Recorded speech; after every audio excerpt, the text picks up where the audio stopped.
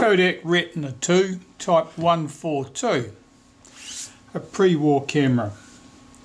This one, this has a rewind mechanism that's a lot of fun and it puzzles a lot of people. And if you don't use it right, you can break stuff fairly easily.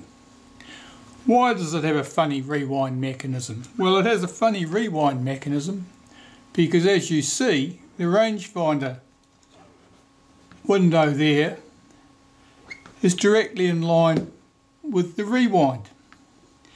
Now, other manufacturers got round that in other ways when they had similar problems. Some of them had it geared so that the shaft passed down the side. Kodak didn't do that. What they did was they arranged it so that the shaft for the rewind had a big gap in it. Obviously that was only useful if it locked in one position, because if the rewind knob moved when you advanced the film, if you find a lens would be blocked a good portion of the time. So they had to have a way of locking the rewind shaft so that you could see through it at all times. Which presents another issue. If the rewind shaft is locked, how do you advance the film? Well, Kodak got round that one by basically having the fork on the bottom freewheels, and it's only coupled to the rewind knob when you rotate the rewind knob. But first of all, you have to move this lever here to the rewind position, and you don't just move it there, you hold it there the entire time. So you pull that to the back and then you can rotate your rewind knob. Now take note, I didn't pull the rewind knob up. Those of you who think you need to pull the rewind knob up in order to rewind the film, you're going to get into a lot of trouble. Don't do it. Leave the rewind knob pressed down to the camera. As long as you're pulling that lever back and holding it back firmly, the rewind knob will rotate and it'll pull the film back into the cartridge. Of course, you would have set this to the rewind position before you started. So it's a little bit complex, but they work remarkably well. Where do you get into problems? Well, some of these components are a little bit delicate, and if someone who didn't know what they were doing got on there and starts twisting and pulling at things, stuff gets broken. This one fortunately works, which is good because I don't really have any spare parts to show you. Let's pull this camera apart and give you a detailed look at that rewind mechanism, and I'll explain how it goes. So to get into the camera, what are we going to do? Right. We're going to need the advance knob off, the shutter release knob and the rewind knob off. So we'll start with the advance knob. Before you unscrew this, you need to hold the shaft here. Now I'll zoom you in a bit. See the shaft here? It's got two flaps on it. You can see one coming round into view there. Watch closely, see there's one there, a flat. You need to hold that with a suitable wrench.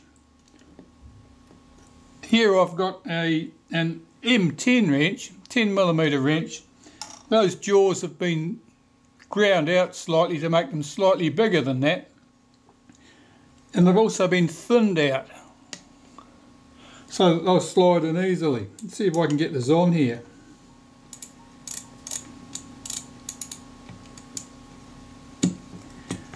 Okay, so that's slid on there, that's firm. That's holding that shaft. Now we can move to unscrewing the knob. Unscrewing the knob, you must unscrew this by turning it clockwise. It's got an arrow marked on there, you're going the opposite way. So we want to unscrew that, and of course it doesn't want to go. Now that's not at all uncommon. And of course there's an answer. What I've got here is a hose clamp, Jubilee clip,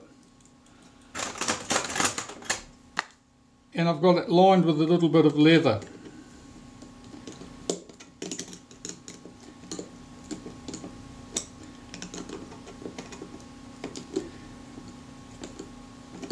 Now the leather's there to stop it scratching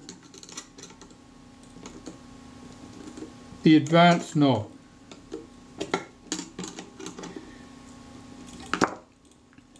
Be careful about this. This Jubilee clip can easily scratch the camera top body there. We don't want to do that. Let's get that thing tightened up. Okay, so remembering I'm rotating this clockwise to free it up. I'm holding this wrench so it doesn't move. Give that a, that's not moving for me. I'm going to have to give that a thump, I think. Let's try this. Watch this loose end. It's prone to scratching the top cover if it swings round that far.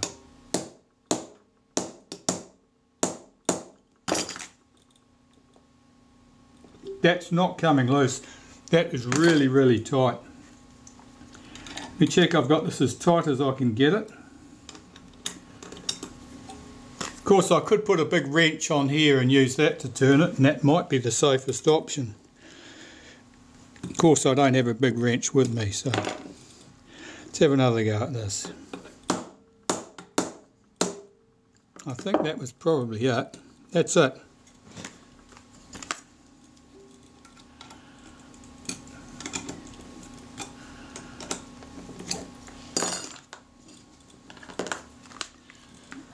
That was not without its casualties, as you see. That stainless thing dropped down and hit the top cover. Well, that's a shame. Anyway, carry on. We can unscrew the advance knob. The rewind knob.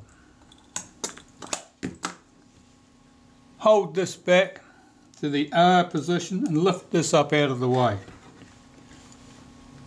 There are two small screws. See if I can get it where you can see it. One there, one there. Before you undo those, take note that there's a spring under here too, and you don't want to lose it. So be doing this somewhere where the pieces will not disappear and drop into the deep shag pile carpet, never to be seen again.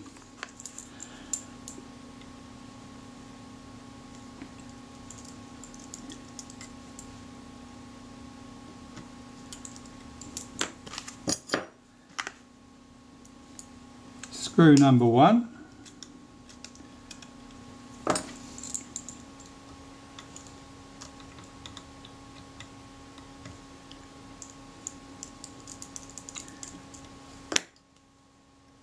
Screw number two.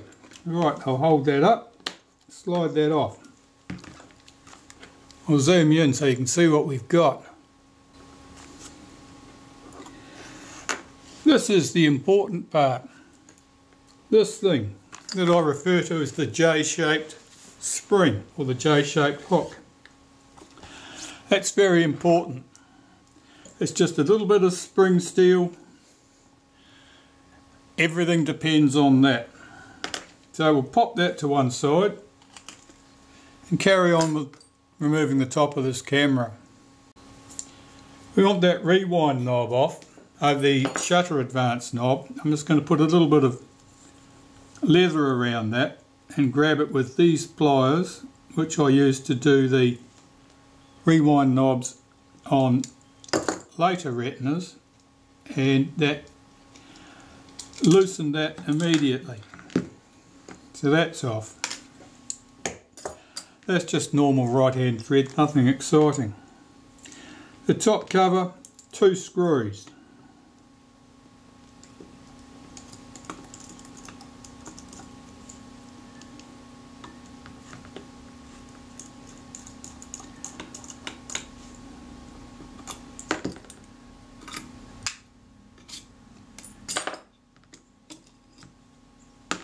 Okay, now you're into the exciting stuff.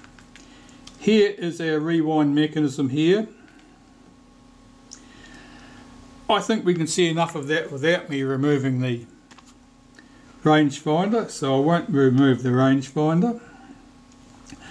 Let's see if we can show you how this thing works. close that front up and zoom you in a bit to the important pieces here. Just prop this camera up so it stays where it's put. Okay, let's have a quick look at this mechanism. This is the rewind lever that you hold across in order to rewind the film. As you can see, it has this post on it here. That post's job is to lock the rewind lever and rewind knob in position. So if I press the rewind knob down into its normal fixed position, and I'll rotate that till we see the coupling notch. Yeah, you can just see this notch rotating into position there. And that lever drops into it. It stops this rewind from being able to rotate at all. But it has another job. When this thing swings in, it hits the tail of the little drive dog inside here and lifts it out of contact from the rewind inside the camera. I'll bring in a camera carcass and you can see more of those works. This is the sad and partial remains of a Retina II type 142, but you can see quite clearly here how that lever drops into that notch. You'll also see here, this is the top of the actual shaft that couples to the fork inside the camera. As you can see, it freewheels because there's nothing to stop it freewheeling at the moment. And as you can see, it's got 4 notches in the top. Now, there's a little lever pivoted at this point which drops into those notches and so couples the rewind at the top to the rewind at the bottom. And it's only pressed into contact with those notches by the force of this little J-shaped hook. Of course, the spring on this lever is much stronger than the spring here, and so when this lever drops back into position and hits the tail of the small lever, it's pulled out of engagement with these notches and allows this mechanism to freewheel. And that's how it is that you are able to advance the film through the camera without the rewind knob rotating at the top of the camera. So I'll bring back in the subject camera, and you can't see those components at the moment because there's a little cover plate here. It's covered in black felt of some sort, and let's just rotate this shaft around and let's just lift it up out of the way so we can see what we're doing. I'll adjust this focus. That'll do. There's a screw here holds that cover in place, so we'll remove that. It's loose anyway, so it's a wonder it hasn't decided to jump out. It's a very small screw. Like all small things, easily lost. We can lift the cover plate off. Now this is shiny, that's why they've covered that in a nice piece of black felt to stop reflections. That's not a light seal to stop light getting down into the film. It's a basically it stops undue reflections in the finder when you're looking through it. Okay, so let's have a look in here. Now this one, I can see that this is damaged. Let's swing that round where you can see it. You can see this little hook here. That's engaged with the shaft in the middle, and so as I rotate this, it would rotate that shaft, and it does. Particularly if I took the weight off that. Let's do it.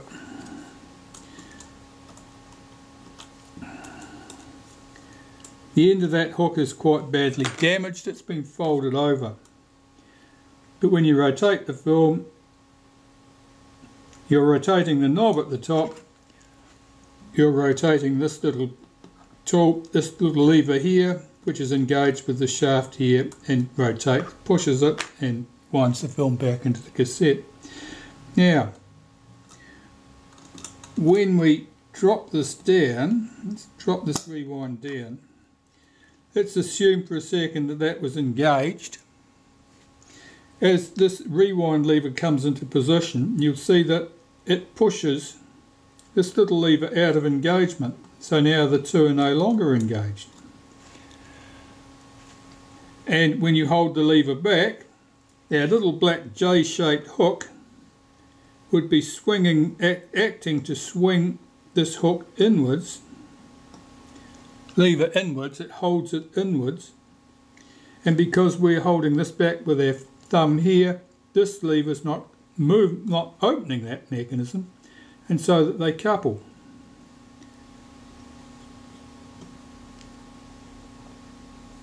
And we come back to the park position. So, if your film doesn't rewind, there are two probable causes. One is that this little lever here is broken. This one here is almost broken. The tip of it is mutilated at the end, and it's certainly going to need to be replaced. And the second option is that the J-shaped hook is not acting on this lever to push it inwards to engage it with the rewind shaft.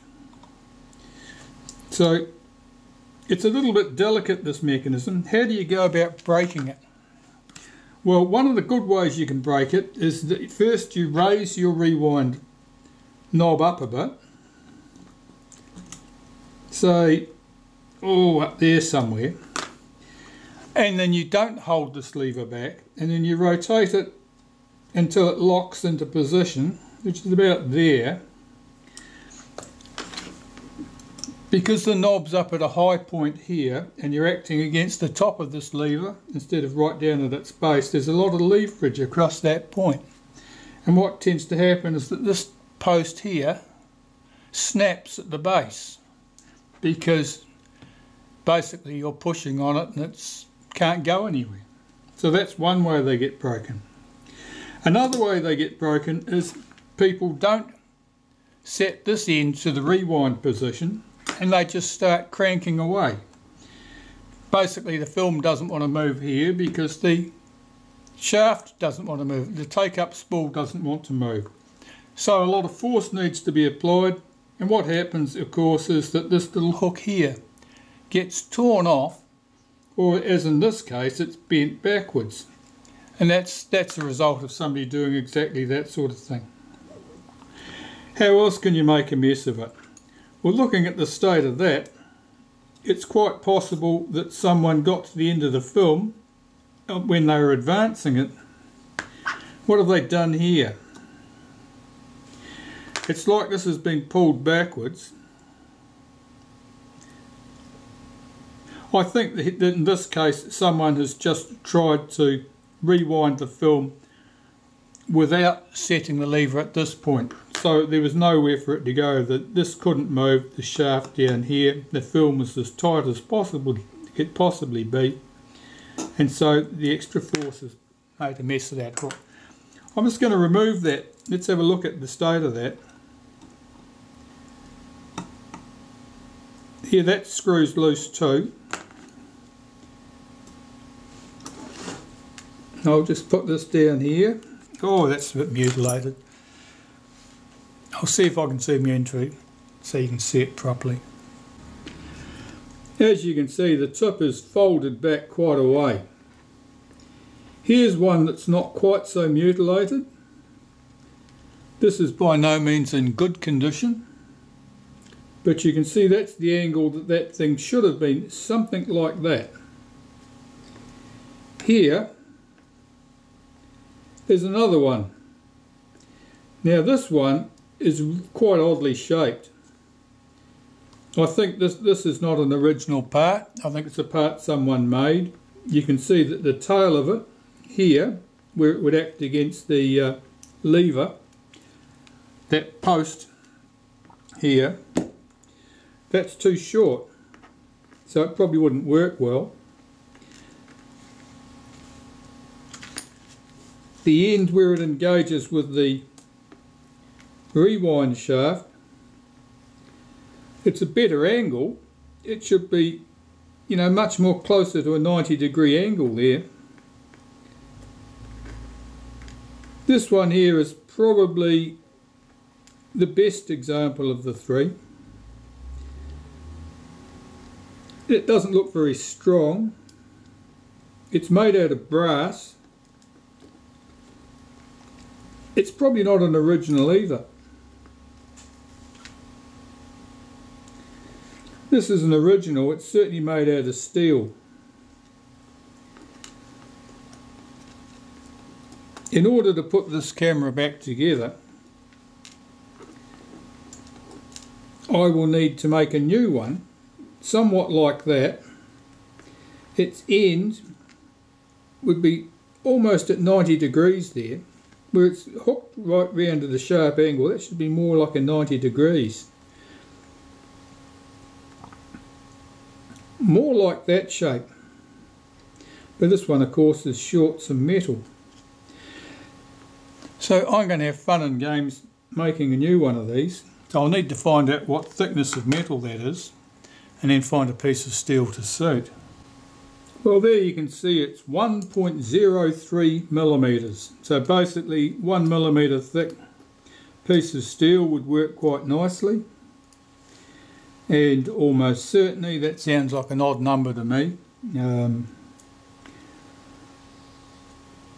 So I'll probably end up starting with something thicker and then thinning it down slightly.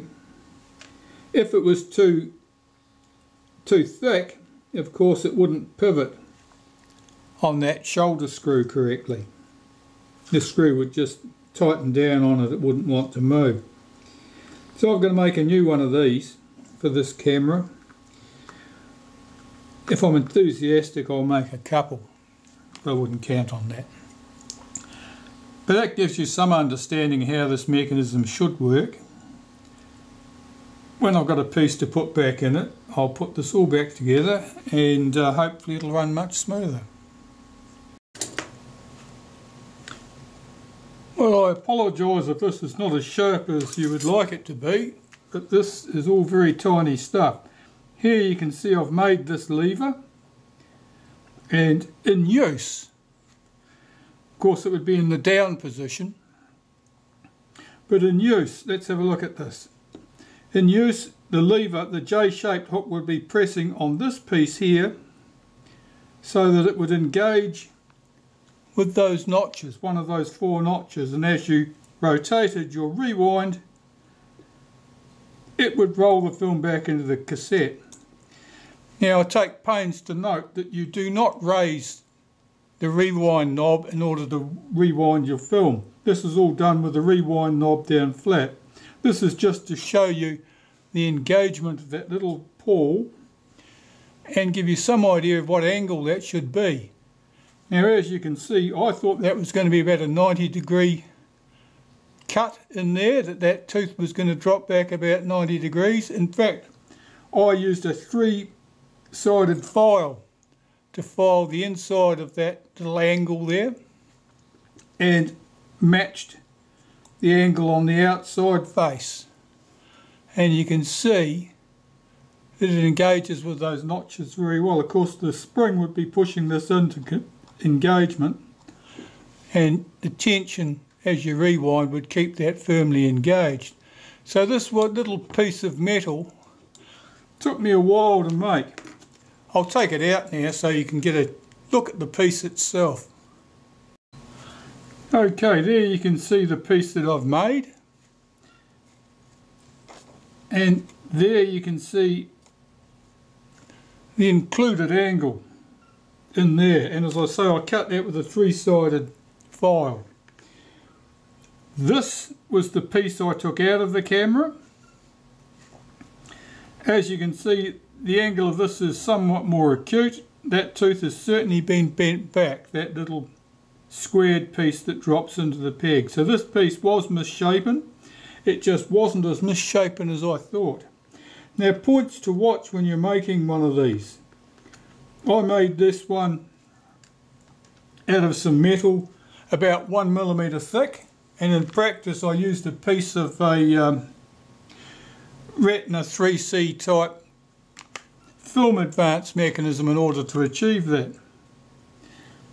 It was the, what do they call that thing? I'll find out. Yeah, this piece, called a cam N4216, common to Retina 3C types and a lot of later types as well. This is steel and it's about the right thickness, and it's even got a hole in it in a reasonably convenient place. That hole needs to be opened up in order for it to pivot round that little shoulder screw. It needs to be about 1.7 millimeters in diameter, that hole. At the moment that's too small, that's about 1.6. So basically all I did was I drilled that hole a bit bigger and I set my piece on there like that, scribed around it, or scribed where I wanted to make my cuts, cut this off with a junior hacksaw, and then carefully filed away all the pieces that didn't look like the pawl, and this is what I'm left with. Now, important pieces of the design consideration here: if this is too thick, the screw will bind on it, it won't pivot. So keep in mind that if this is too thick, you'll need to rub it down on a bit of on a file or on a bit of emery or something, just to reduce its thickness slightly.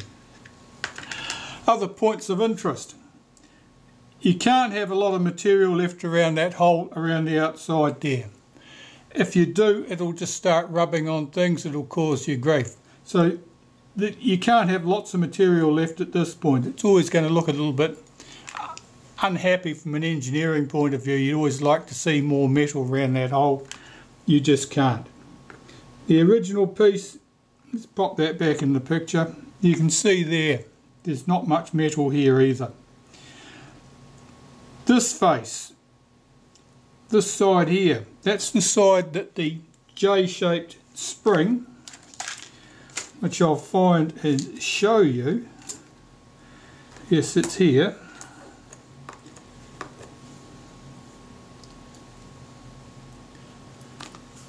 The tip of that bears on that face.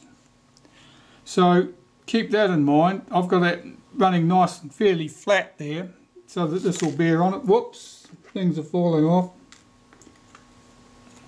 But that is certainly an important thing to keep in mind. You do want it to look something like that, and it's important, that shape. If you've got too much meat sticking out on this side, that's where that vertical lever on the camera swings this piece out of engagement. If you've got too much meat here, you'll find that it's probably going to rub on stuff as it goes around. But there is our little pawl or drive dog. It's a little bit tedious to make, but it's a simple enough thing basically. I mean, there's no complicated engineering there. Really, it amounts to drilling a hole and hacksaws and files. No milling machine required, no lathes. It should be within the capabilities of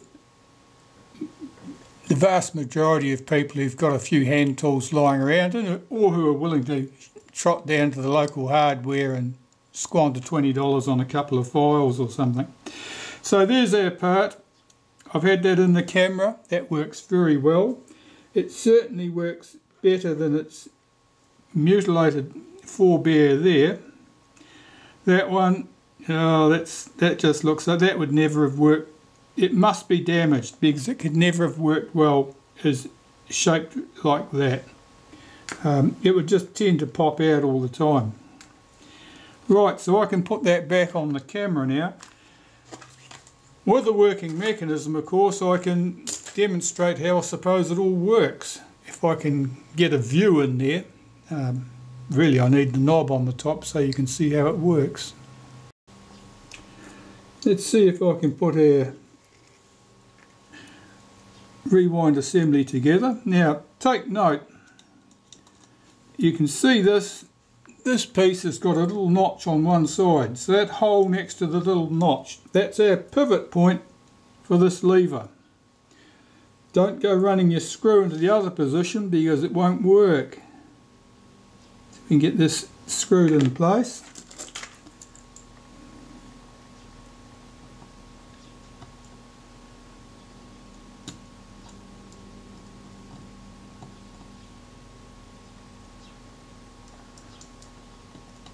And that's screwed down snug, and check that this pivots freely, and it does. That's good, that's what we want. Now, J-shaped hooks in the rewind knob itself. Okay, so the J-shaped hook, which side, this side has to go on here. On this piece here, where the little drive dog is, where it binds on it, that's where the J-shaped hook goes, on that side. So the J-shaped hook goes here. The tip of the J-shaped hook must bear against the side of this to push it in to contact. So our J-shaped hook goes here like that. Of course it's trying to fall out because they always do. The rewind knob. In the centre here, one side's got a flat on it. That's the side that goes against that J-shaped hook. The other side is just round. So this only goes in one way, and it is awkward. I've got to get that flat surface in against the J-shaped hook. Make sure that my hook is positioned correctly.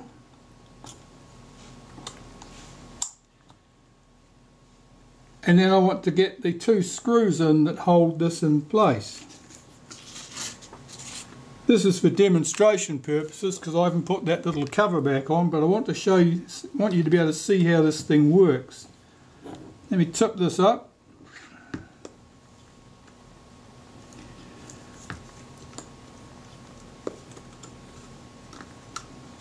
The J-shaped hook is falling out of place as expected.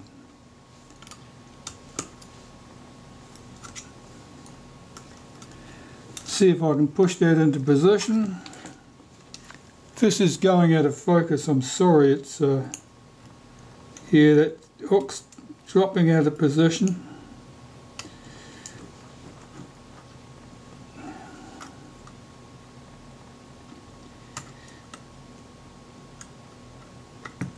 Yeah, I'm going to start again. Let's have another go at this.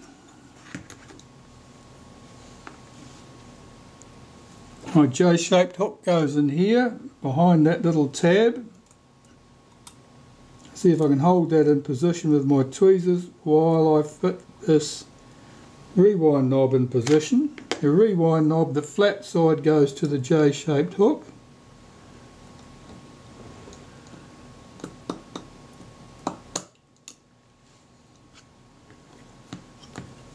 I'll line up the hole over here and get one screw in there. I don't suppose you can see that because everything's hiding behind you, but there you go.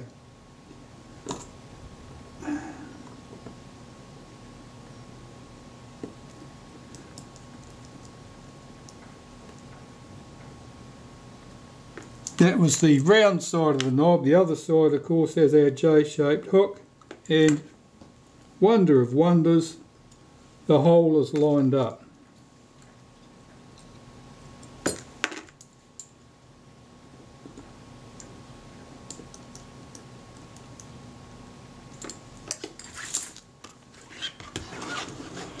Right, I'll hold back the rewind lever here, drop this down into position and rotate it. It should lock.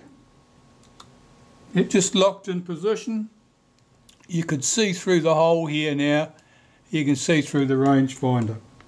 So that part's good. Now what about the rewind action? Well, I'll check that. Of course we'd have this set to rewind position. When it's set to the rewind position, in normal case the advanced knob is on here. The advanced knob has a big notch in it. And as that thing comes round, it would drag this knob back into position. That would be advanced engaged. this would be your rewind position. So I'll hold this back with my finger, start rotating this. It should drop into place if we're very lucky. I'll just see if I can see what's happening. Is it engaged?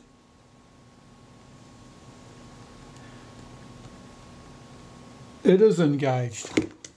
It would be rewinding the film at that point. If I hold this lever across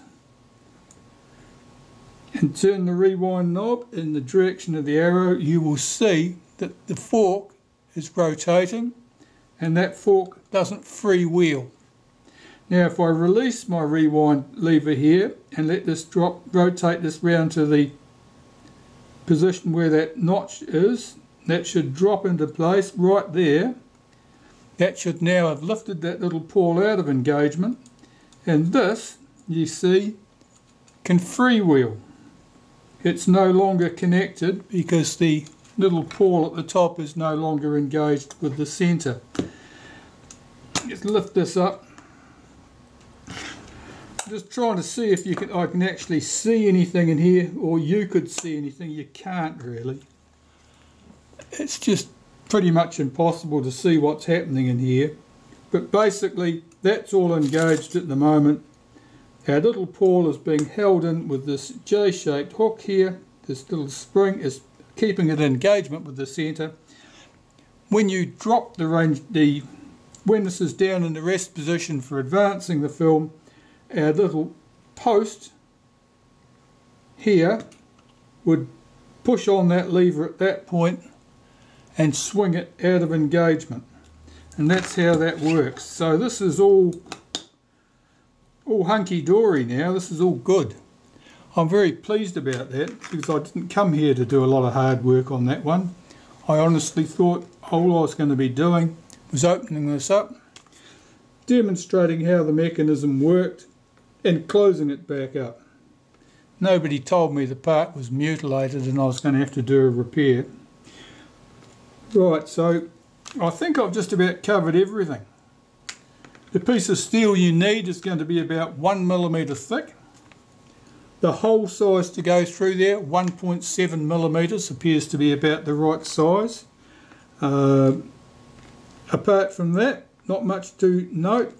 The included angle in that notch there, that's going to be 60 degrees. That's a three-sided file, triangular file, so it's whatever that is. That's about 60 degrees, that included angle. And the outside face of that flat piece like that, that's going to just match up with it, parallel. Don't leave too much meat around the hole here. It's not going to work if you do. Likewise, you're not going to have much meat on the inside as well. These two faces should be fairly flat. So this is almost a triangular piece with a little leg sticking back into it. Much like this, except not such an acute angle. And that's all you need to know.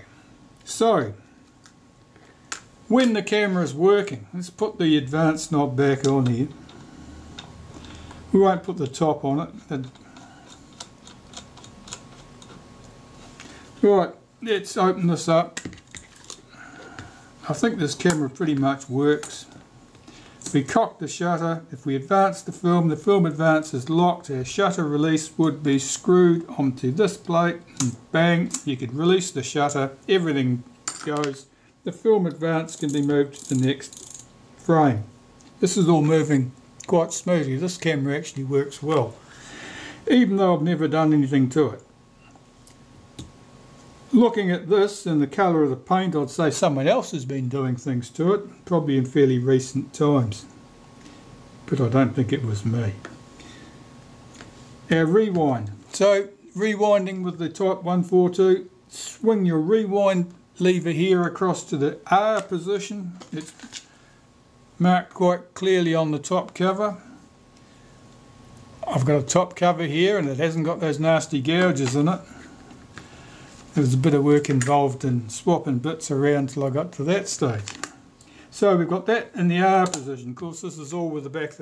When you go to rewind the film, do not lift the rewind knob at all. That stays flush down on the top of the camera. All you do is you hold this lever all the way across to the back of the camera, and it's heavily sprung loaded, and you've got to keep your finger on it the entire time. If you take your finger off it, things won't go well. Just rotate this in the direction of the arrow until you hear that click as the film has entered the cartridge, or at least left the sprockets, and you know you've wound things back. Then you can open the back of the camera, hold this lever across again, lift up the rewind knob, lift out your film cassette with or without the tail of the film hanging off the end of it, and all shall be jake. If you don't follow the procedure, you end up breaking things. You'll break things at this end, or much more likely you'll break things at this end, and you end up with mutilated little pieces that look like this and look like they'd almost do the job, but they won't. Thanks for watching.